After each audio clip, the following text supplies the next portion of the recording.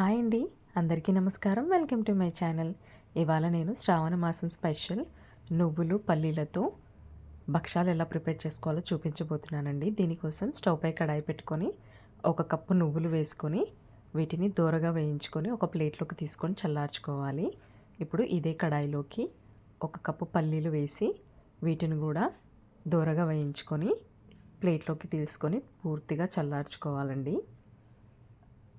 ఇప్పుడు mixing bowl తీసుకొని 2 కప్పుల గోధుమ పిండి వేసుకోవాలి. ఇందులోకి కొద్దిగా పసుపు వేసుకొని పిండి తడుపుకోవాలండి. ఇక్కడ నేను అమ్మవారికి నైవేద్యంగా పెడుతున్నాను కాబట్టి పసుపు వేసుకుంటున్నాను. ఒకవేళ మీకు ఇలా నచ్చకపోతే స్కిప్ చేయొచ్చు. ఇప్పుడు దీన్ని చక్కగా కొద్దిగా వాటర్ వేసుకుంటూ మనం భక్షాల పిండి మెత్తగా ఎలా తడుపుకుంటామో అలా తడిపేసుకోవాలండి. ఇలా పిండి తడుపుకున్నాక కొద్దిగా ఆయిల్ వేసి చక్కగా ఇలా ఒకసారి అంతా మిక్స్ చేసేసుకోవాలి. ఇక్కడ నాకు భక్షాల పిండి సపరేట్గా దొరకదండి, అందుకనే నేను ఇలా గోధుమ పిండి వాడుకుంటున్నాను. ఒకవేళ మీకు కావాలంటే భక్షాల పిండి వాడుకోవచ్చు. ఇలా మొత్తం అంతా ఒకసారి పిండిని చక్కగా కలిపేసుకొని ఒక 10 నిమిషాల పాటు దీన్ని నానబెట్టుకోవాలి. ఇప్పుడు మనం ముందుగా చల్లార్చుకున్న పల్లీలు నువ్వులని మిక్సీ జార్లోకి తీసుకొని యాలకులు కూడా వేసి చక్కగా ఒకసారి గ్రైండ్ చేసుకోవాలండి. బరకగా గ్రైండ్ చేసుకున్నాక ఇప్పుడు ఇందులోకి మనం ఏ కప్పుతో అయితే నువ్వులు పల్లీలు తీసుకున్నామో అదే కప్పుతో 1 కప్పు బెల్లం తరుగు తీసుకోవాలండి.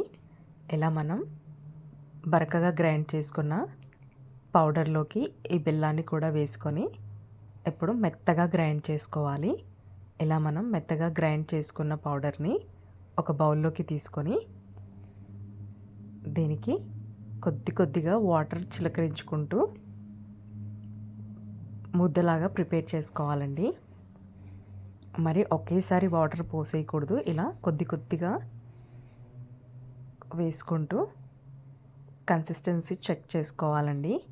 మనకు పూర్ణంలాగా ఉండ చుట్టుకోవడానికి వచ్చేంత మెత్తగా ఉంటే సరిపోతుంది.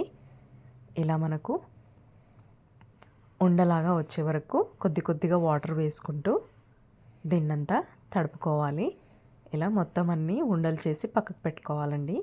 ఇప్పుడు మనం ముందుగానే తడిపి పెట్టుకున్న పిండిని ఒకసారి బాగా కలిపేసుకొని కొద్దిగా పిండిని తీసుకొని ఇందులో పల్లీలు నువ్వుల ఉండని పెట్టేసుకొని చక్కగా మనకు కావాల్సిన సైజులో భక్షాల్లాగా ఒత్తేసుకోవాలి.